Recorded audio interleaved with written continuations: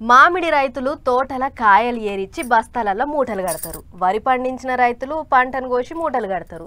మార్కెట్లో పోసి అమ్ముతారు. అట్లా కందులు, పెసళ్ళు, పత్తి ఏది వండిస్తే అది పంట కోసుడు కాగానే బస్తాలలో మూటలు కడతారు. అట్లనే మరి గిలు ఏడ పంట వండిచ్చిర్రో తెలియదు కానీ గీడ మూటలు కడుతుర్రు. మూటల సంగతి అటెంక కానీ ముందుగల పంట ఏంది అని అంటారా? అయితే గీ వార్త చూడుర్రి.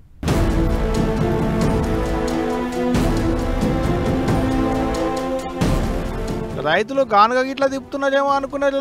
కాదు, కవర్ల కట్టేటి మూటలు గట్టిగా ఉండేటందుకు మిషన్ కింద పెట్టి ఒత్తుతున్నారు. ఇంతకు ఏం మూటలు కడుతున్నారో ఎరికేనా? గంజాయి. అవు గంజాయే. మిషన్ కింద డబ్బా పెట్టిర్రు, కవర్ల నిండా గంజాయి నింపిర్రు. నింపిన కవర్లు తీసుకుపోయి డబ్బాలో పెట్టిర్రు. ఈ మిషన్ పెట్టి తిప్పి గట్టిగా చేస్తున్నారు. ఆటంక ఇగో ఇట్ట గంజాయితో నింపిన కవర్లను మూటలు కడుతున్నారు. ఇవన్నీ గంజాయి మూటలే. మరి ఆగా చూడు, పంట కోసిన రైతులు కళ్ళంలో పోసినట్టు ఎంత పెద్ద కుప్ప పోసిరా. గా కుప్పనంతా ఇగో ఇట్ట కవర్లకెత్తుతున్నారు అన్నట్టు.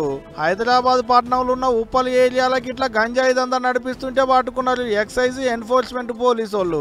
ఏం తక్కువ 106 కిలోల గంజాయిని 56 సంచులలో నింపి కట్టలు కట్టిర్రు. అందాదకు 53 లక్షల ఇలువ గల మాలాట. ఒరిస్సాకెంచి మనతానికి పట్టుకొచ్చి గిట్లా సంచులు నింపుతుంటే పట్టుకున్నారు అట పోలీసు వాళ్ళు. ఓ ఇద్దరిని పట్టుకొని కేసులు రాసిర్రు. అసలోడు ఇంకా దొరకలేదట. అన్ని కూడా దొరకబడతాం అనుకొస్తున్నారు పోలీసార్లు. గంతగానం గంజాయిని కుప్పబోసిర్రు అంటే గట్టి పంట చేసినట్టున్నది కావచ్చు. పంట కూడా గట్టినే పండింది.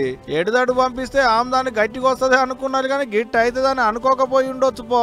అయినా గంత పంట పండించి కోసి ఎండ పోసిందానక అక్కడి ఆఫీసర్లు ఏం చేస్తున్నట్టో మరి. అయినా ఎడమోపైతారా నాయన మీ అసొంటి వాళ్ళంతా. మీ లాగమైంది కాక అమాయకులకి ఆగరు నేర్పి ఆళ్ళ నాగం చేస్తున్నారు. మీ మందిని ముంచెడి మోకాళ్ళ మన్నువయ్యా.